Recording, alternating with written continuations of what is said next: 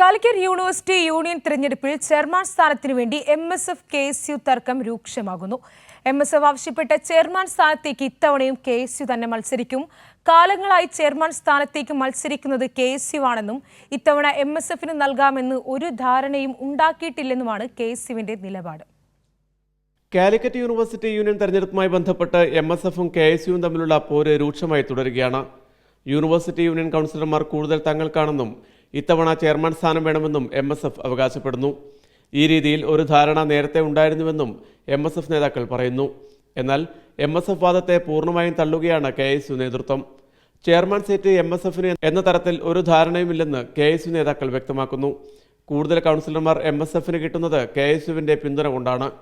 UDSF എന്ന സംവിധാനത്തിൽ മത്സരിക്കുമ്പോൾ UUC സ്ഥാനം MSFനും കോളേജ് യൂണിയൻ ചെയർമാൻ സ്ഥാനം KSUവിനും ലഭിക്കുന്നു.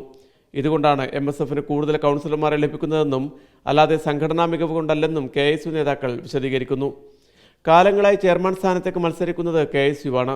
ഇത്തവണയും മത്സരിക്കുക KSU തന്നെയായിരിക്കും. ജനറൽ സെക്രട്ടറി സ്ഥാനത്തേക്ക് സമർപ്പിച്ച നോമിനേഷൻ MSFന് വേണ്ടി പിൻവലിച്ചിരുന്നുവെന്നും KSU നേതാക്കൾ വ്യക്തമാക്കുന്നു. General secretary, vice chairman, lady vice chairman കൂടാതെ 3 ജില്ലാ റെപ്പുകളും MSFന് നൽകുന്നുണ്ടെന്നും ഇതിൽ കൂടുതൽ നൽകാൻ കഴിയില്ലെന്നും KSU നേതാക്കൾ പറഞ്ഞു. വിഷയത്തിൽ കോൺഗ്രസ് ലീഗ് നേതൃത്വങ്ങൾ ഇടപെട്ടെങ്കിലും അയവില്ലാത്ത നിലപാട് തുടരുകയാണ് MSF KSU നേതൃത്വങ്ങൾ.